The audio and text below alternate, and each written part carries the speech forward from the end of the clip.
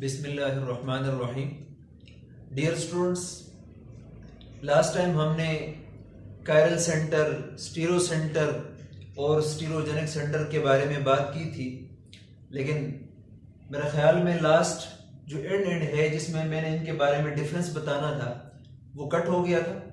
तो मैं आज वो जो पार्ट रहता था उस पर फिर मैंने दोबारा बनाने की कोशिश की है और आज हम इन्हीं के बारे में डिस्कस करेंगे कि कायरल सेंटर क्या होता है। ऑलरेडी हम पहले पढ़ चुके हैं, हम बहुत ज्यादा डिटेल में नहीं जाएंगे, पर एग्जांपल देंगे जरूर। फिर स्टीरो सेंटर क्या होता है और स्टीरोजेनिक सेंटर क्या होता है। हम इन दोनों को अक्सर सेम माना जाता है, पर थोड़ा बहुत इसमें डिफरेंस है और इससे हमें क्या फायदा है, इसी को यूज करके हम आखिर में क्या कर सकेंगे, counting total number of stereo isomer, मतलब एक कंपाउंड कितने स्टीरो आइसोमर बनाता है उसको हम, उसका जो टोटल नंबर है वो हम फाइंड कर सकेंगे। तो इसके लिए सबसे पहले हम जानने की कोशिश करते हैं कि भाई कायरल सेंटर क्या होता है। तो ऑलरेडी उस दिन भी इस पे बात हुई थी। तो कायरल सेंटर आपके पास क्या होता है, NsP3 एटम आर सेंटर, ठीक है ना, एक ऐसा एटम या ऐसा सेंटर जो sp3 हो, ठीक है ना, and connected with 4 different groups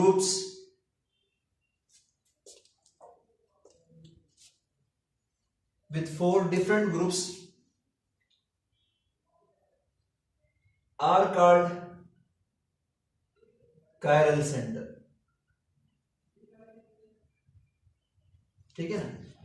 अब मैंने आपको उस दिन भी ये बात की थी कि ये आपके पास कायरल सेंटर, यहां पर आपके पास क्या हो सकता है, कार्बन भी हो सकता है। तो हम जो सेंटर पढ़ रहे होते हैं मैक्सिमम तौर पर ऑर्गेनिक कंपाउंड के अंदर कार्बन को ही हम देखते हैं। तो ये कायरल बेस सेंटर की बात हम करेंगे, मतलब एक ऐसा कार्बन होगा जो sp3 हाइब्रिडाइज्ड हो और 4 डिफरेंट ग्रुप के साथ कनेक्टेड हो, तो उसको हम क्या नाम देते हैं, कायरल सेंटर या कायरल कार्बन का नाम देते हैं, ठीक है ना, कायरल कार्बन या कायरल सेंटर का नाम देते हैं। फॉर एग्जांपल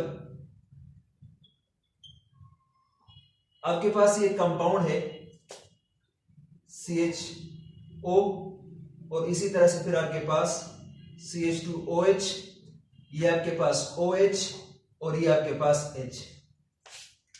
अब सबसे पहले हमने sp3 कार्बन को फाइंड करना है। तो यहां पर जिधर ये पॉइंट आपस में टच करते हैं, जहां पर ये पॉइंट आपस में मिलते हैं, तो बेसिकली यहां पर आपके पास क्या अटैच होता है, कार्बन, ठीक है ना। तो this is the carbon which is attach with 4 different groups. ये चारों आपके पास क्या है, डिफरेंट ग्रुप्स है, ठीक है ना। और हाइब्रिडाइजेशन अगर आप लोग इसकी फाइंड करें तो 1 2 3 4 बॉन्ड है। तो 4 बॉन्ड का मतलब हाइब्रिडाइजेशन कौन सी होगी आपके पास, sp3 होगी। और ये सारे ग्रुप भी आपके पास क्या है, डिफरेंट है,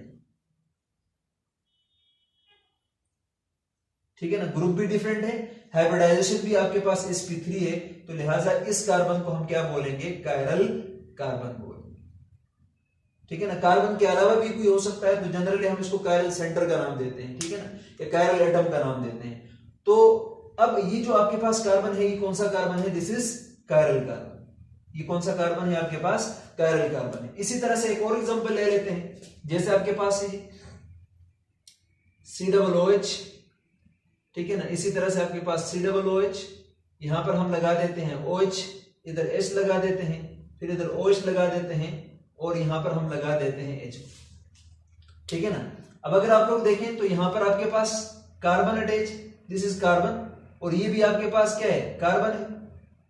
अब इन ग्रुप्स को अगर देखा जाए तो ये डिफरेंट ग्रुप्स हैं, मतलब 1 2 3 और चौथा हम इस पूरे को क्या मानेंगे, एक ग्रुप मानेंगे।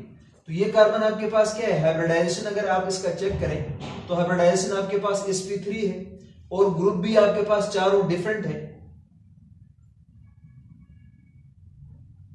ठीक है ना। तो लिहाजा ये वाला कार्बन फिर आपके पास क्या हुआ, कायरल कार्बन, ठीक है ना, ये वाला कार्बन क्या हुआ, फिर कायरल कार्बन हुआ। इसी तरह से बच्चों अगर आप इसको देखें, ये वाला जो कार्बन है इसको देखें, तो ये वाला कार्बन भी आपके पास कायरल होगा।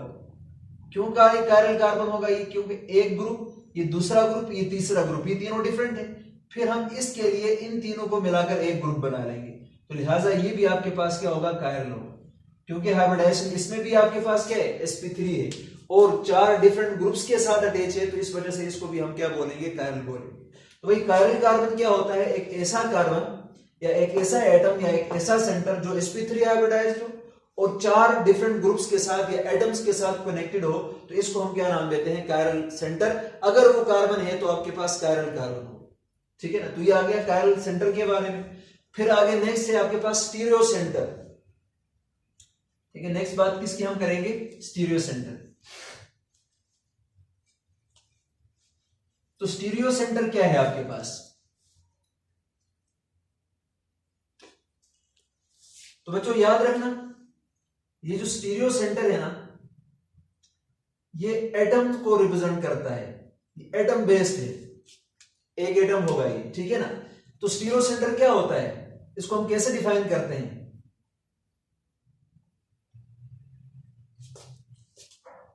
An atom around which two group are exchanged,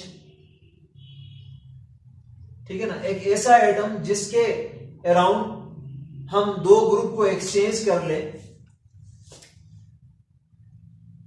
which produces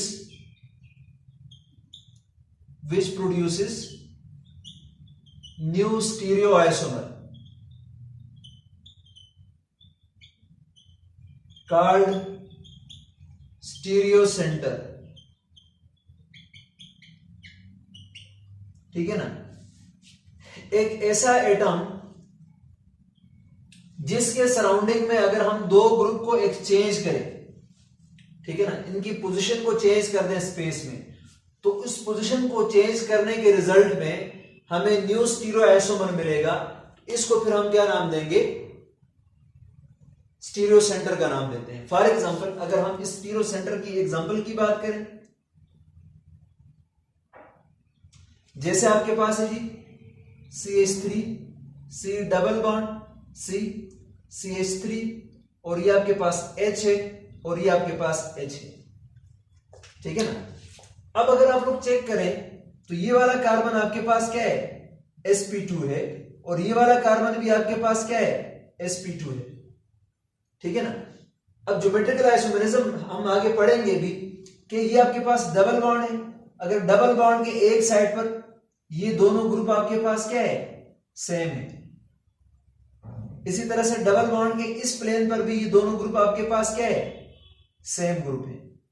अगर आपके पास डबल बॉन्ड के एक साइड पर सेम ग्रुप हो या फिर डबल बॉन्ड के दूसरे साइड पर भी सेम ग्रुप हो, तो ऐसे कंपाउंड को हम क्या नाम देते हैं, सिस फॉर्म का नाम देते हैं। ये आपके पास 2 ब्यूटीन है पर सिस फॉर्म है, इसको हम सिस 2 ब्यूटीन बोलते हैं, ठीक है ना। सिस 2 ब्यूटीन 1 2 3 4 डबल बॉन्ड यहां पर है, तो डबल बॉन्ड की इस साइड पर भी सेम ग्रुप है, डबल बॉन्ड की इस साइड पर भी सेम ग्रुप है, लिहाजा ये आपके पास सिस 2 ब्यूटीन होगा।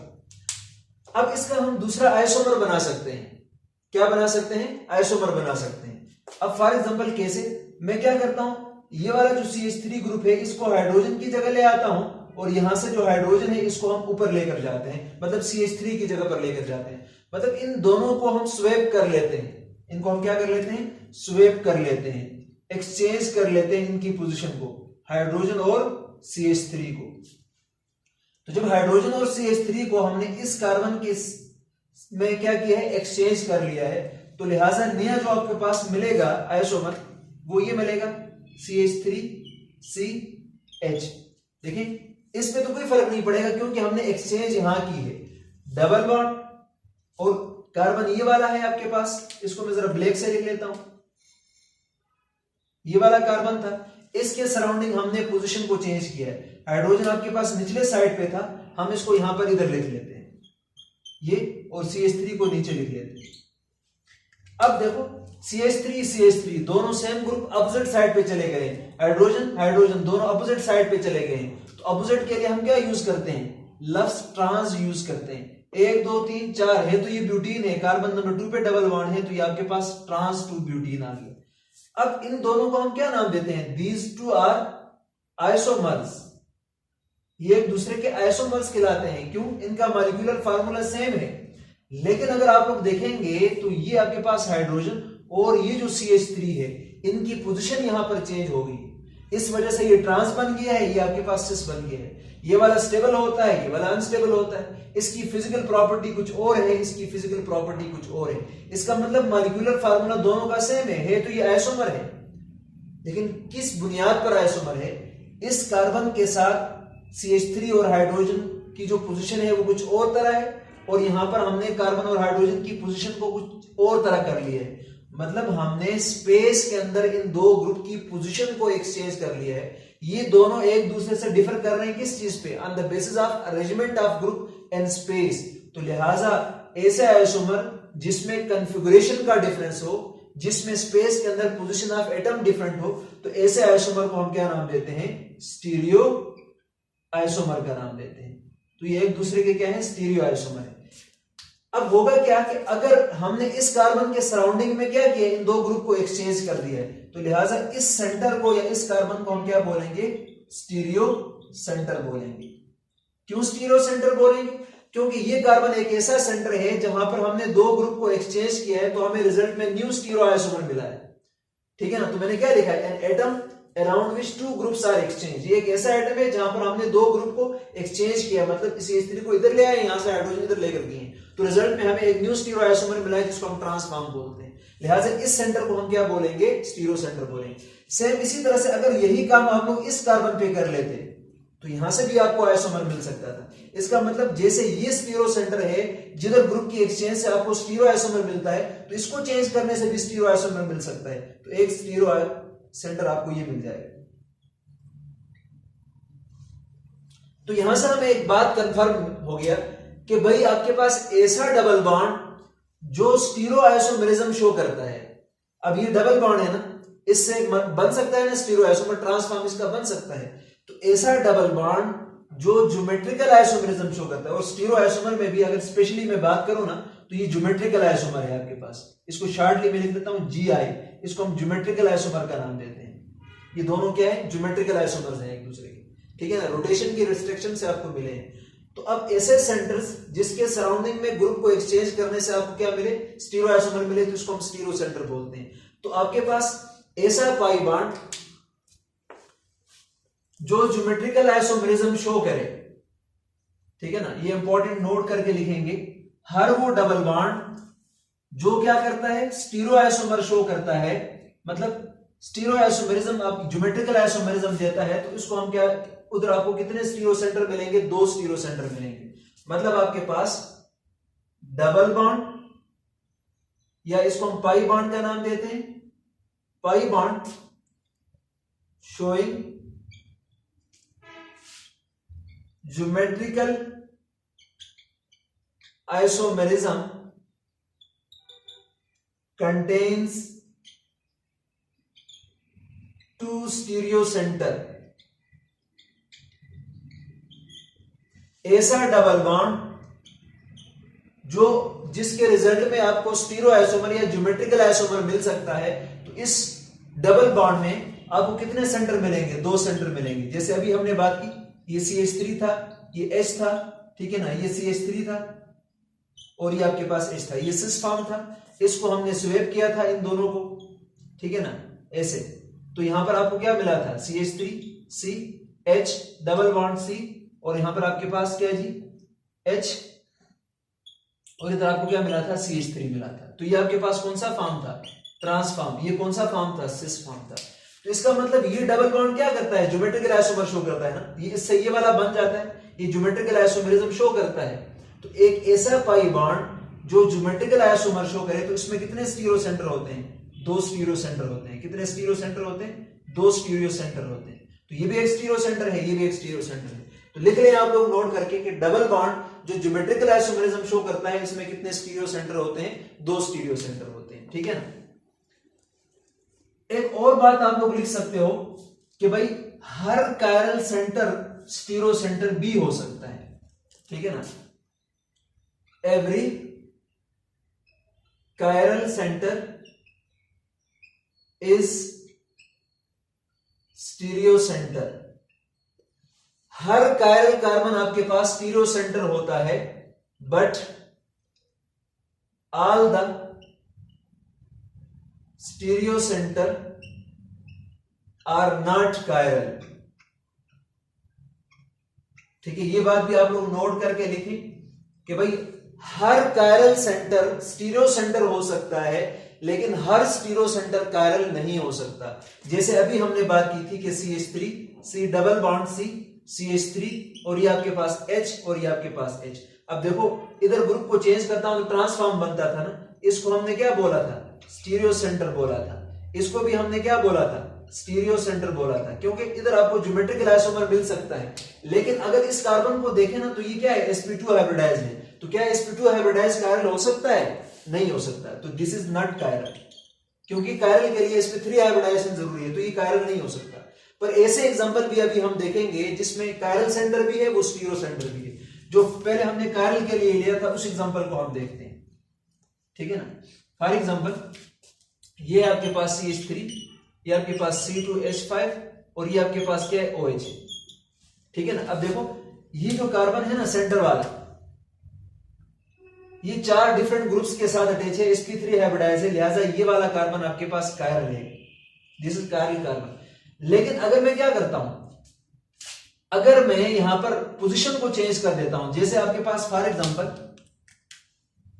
CH3 है और फिर इसी तरह से आपके पास ये C2H5 है, और यहां पर मैं क्या कर रहा हूं, अब OH को मैं इस साइड पे लगा रहा हूं और हाइड्रोजन को मैं इस साइड पे लेके जा रहा हूं। मतलब मैंने क्या किया है, इस कंपाउंड में इन दोनों में कोई फर्क नहीं है। यहां पर मैं OH को किधर लेकर आया हूं, लेफ्ट साइड पर, ठीक है ना। ये कार्बन है आपके पास, दिस इज कार्बन।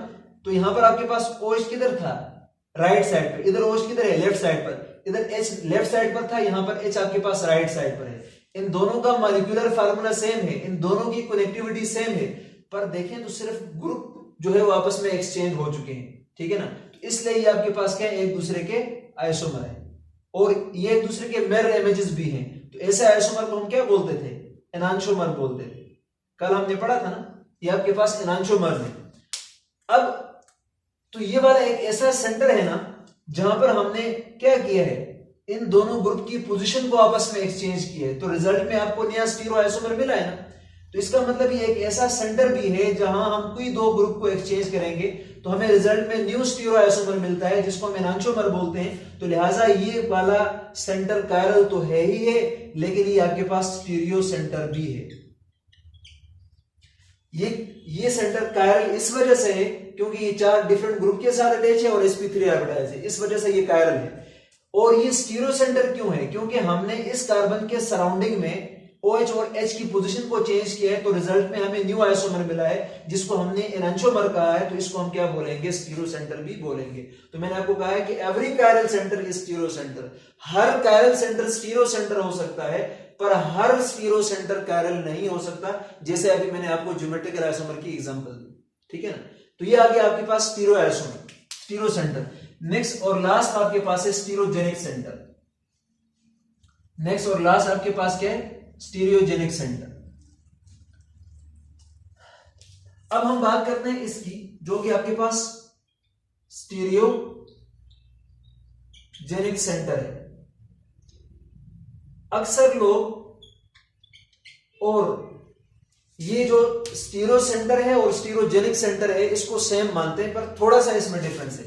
जैसे अभी हमने एग्जांपल की बात की थी, C डबल बॉन्ड C, ये आपके पास CH3, ये आपके पास H, फिर ये आपके पास CH3 और फिर आपके पास ये H। अब देखो इस कंपाउंड के अंदर ये वाला क्या था, sp2 हाइब्रिडाइज कार्बन। ये दो आपके पास क्या थे, दीज आर स्टीरियो सेंटर। ये भी आपके पास क्या था, स्टीरियो सेंटर था, ठीक है। ये और ये दोनों क्या है, स्टीरियो सेंटर है। अब इन दोनों को मिलाकर इस पूरे रीजन को, ठीक है ना, ये दोनों कार्बन मिलाकर ये क्या कहलाता है, स्टीरियोजेनिक सेंटर कहलाता है। ठीक है ना। तो जो स्टीरियोजेनिक सेंटर है ये आपको एक एरिया को रिप्रेजेंट कर रहा है, जबकि हमने इस केस में बात की थी कि एक एटम को रिप्रेजेंट कर रहा है, सिर्फ एक सिंगल सेंटर को रिप्रेजेंट कर रहा है। तो यहां पर ही आपके पास पूरा एक पाई बॉन्ड मिलाकर आपके पास एक स्टीरियोजेनिक सेंटर बनता है। देखो स्टीरियो सेंटर यहां पर एक पाई बॉन्ड से दो स्टीरियो सेंटर बनते थे, लेकिन दोनों कार्बन को मिलाकर ना ये एक पाई बॉन्ड बनता है। तो एक पाई बॉन्ड का मतलब एक स्टीरियोजेनिक सेंटर। लेकिन जरूरी ये है कि ये जो पाई बॉन्ड है it must show geometrical isomerism. ठीक है ना। अगर ऐसा पाई बॉन्ड जो ज्योमेट्रिकल आइसोमेरिज्म शो करता है तो उस पाई बॉन्ड को ही हम क्या नाम देते हैं, स्टीरियोजेनिक सेंटर का नाम देते हैं। मतलब उस पाई बॉन्ड के साथ जो एटम्स अटैच हैं उस एरिया को हम क्या नाम देते हैं, स्टीरियोजेनिक सेंटर का नाम देते हैं। तो ये एक स्टीरियो सेंटर था, ये भी एक स्टीरियो सेंटर है, और इन दोनों के दरमियान में एक पाई बॉन्ड है। अब इन दोनों को मिलाकर इसको हम एक स्टीरियोजेनिक सेंटर का नाम देते हैं। तो स्टीरियोजेनिक सेंटर क्या होता है आपके पास, stereogenic centre is equal to pi bond, लेकिन क्या showing geometrical isomerism. Pi bond को क्या करना चाहिए, ज्योमेट्रिकल आइसोमेरिज्म होकर शो करना चाहिए, और प्लस कायरल सेंटर। मैं आपको ये बता दूं कि जो भी आपके पास कायरल सेंटर होगा वही स्टीरियोजेनिक सेंटर भी होगा। ठीक है ना, वो स्टीरियोजेनिक सेंटर भी होगा। तो pi bond showing geometrical isomerism, इसके लिए ये शर्त है कि भाई ये ज्योमेट्रिकल आइसोमेरिज्म जरूर बनाए। अगर ऐसा पाई बॉन्ड है जो ज्योमेट्रिकल आइसोमर नहीं बनाता तो उधर कोई स्टीरियोजेनिक सेंटर नहीं है। ठीक है ना। तो जहां स्टीरियो सेंटर होगा वहां आपको स्टीरियोजेनिक सेंटर भी मिलेगा। तो आपके पास एक पाई बॉन्ड से एक स्टीरियोजेनिक सेंटर मिलता है, लेकिन यहां पर एक पाई बॉन्ड से स्टीरियो सेंटर कितने मिलते हैं, दो स्टीरियो। तो stereo centre is atom based, stereo centre is atom based. ये जो रीजन है आपके पास ना, ठीक है ना, इसको हम क्या नाम देते हैं, स्टीरियोजेनिक सेंटर का नाम देते हैं। तो स्टीरियोजेनिक सेंटर एक एरिया को रिप्रेजेंट कर रहा है, ये बड़ा है, एक बड़ी लोकेशन को रिप्रेजेंट कर रहा है, तो इसको हम स्टीरियोजेनिक सेंटर का नाम देते हैं। ठीक है, क्या नाम देते हैं, स्टीरियोजेनिक सेंटर का नाम देते हैं।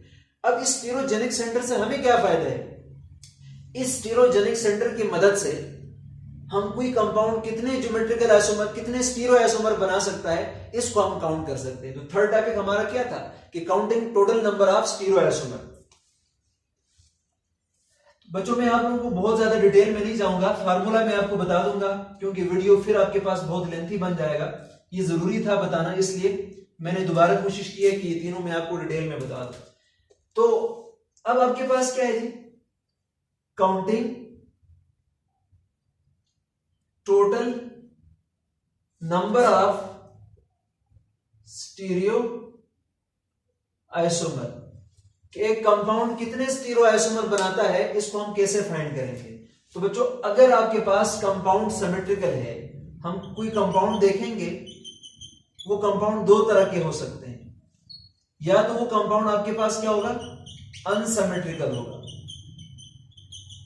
ठीक है ना बच्चों, अगर आपके पास कंपाउंड अनसिमेट्रिकल हो, मतलब अनसिमेट्रिकल से क्या मुराद है कि इसमें आपके पास प्लेन ऑफ सिमेट्री पास न करे, उस कंपाउंड में आपके पास सेंटर ऑफ सिमेट्री पास न करे, उस कंपाउंड में आपके पास और क्या है, आपके पास एक्सिस ऑफ सिमेट्री पास न करे।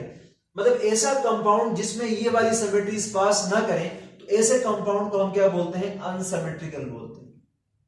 ठीक है ना, मतलब ऐसा कंपाउंड जिसमें किसी किस्म की कोई सिमेट्री पास ना करे, वो कंपाउंड आपके पास क्या होता है, अनसिमेट्रिकल होता है। और बच्चों याद रखना, अनसिमेट्रिकल कंपाउंड के लिए जो फार्मूला हम यूज करते हैं,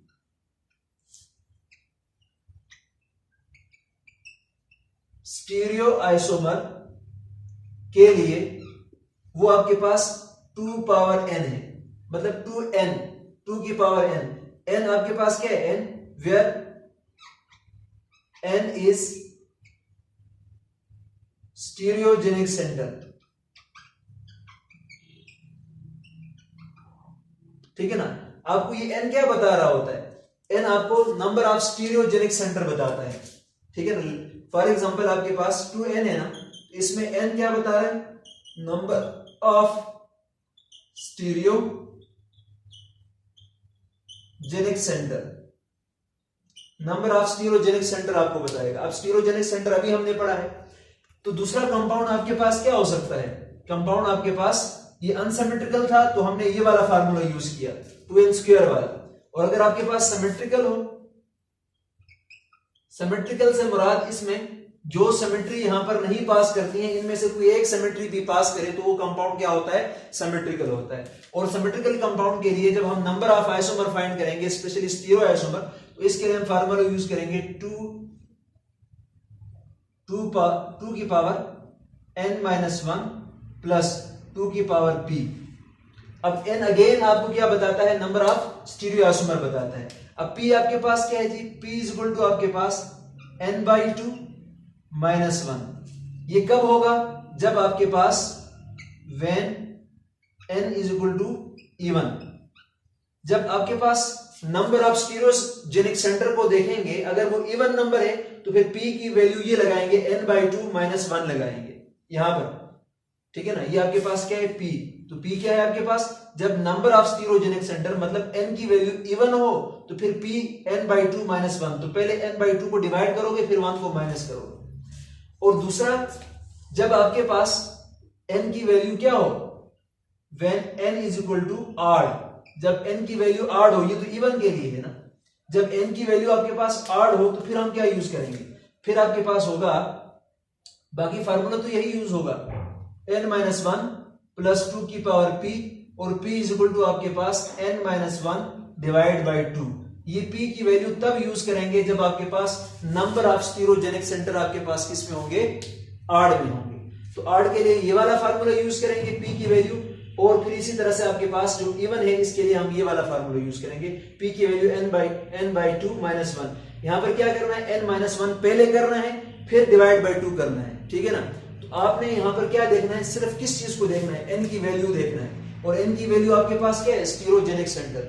और स्टीरोजेनिक सेंटर क्या होता है आपके पास? जितने भी कायरल सेंटर हैं, मैं यहां पर लिख देता हूं। स्टीरोजेनिक सेंटर आपके पास क्या होता है? Stereogenic centre SGC, stereogenic centre is equal to pi bond, लेकिन ये ज्योमेट्रिकल आइसोमेरिज्म शो करे, प्लस आपके पास क्या है? SG प्लस आपके पास क्या है? कायरल सेंटर, प्लस आपके पास क्या है? Chiral centre. तो कायरल सेंटर भी हो और pi bond geometrical isomerism show करे, तो एक पाई बॉन्ड का मतलब एक स्टीरोजेनिक सेंटर, एक कायरल सेंटर का मतलब एक स्टीरोजेनिक सेंटर। तो इनको मिलाओगे, कहीं पर आपको सिर्फ ये मिल सकता है, कहीं पर सिर्फ आपको ये मिल सकता है। इन सब को मिलाओगे, अगर आपके पास कंपाउंड सिमेट्रिकल है तो ये वाला फार्मूला यूज करोगे, सिमेट्रिकल है तो ये वाला फार्मूला यूज करोगे, अनसिमेट्रिकल है तो ये वाला फार्मूला यूज करोगे। और फिर इसके लिए आपने n की वैल्यू देखनी है, इवन है कि ऑड है, इस हिसाब से फिर आप लोग क्या करोगे? नंबर ऑफ आइसोमर फाइंड करोगे। Thank you very much. और जो चीज आप लोगों ने शुरू से देखा है इसको एंड तक आप लोग जरूर देखें और इसको लिखना भी है। Thank you.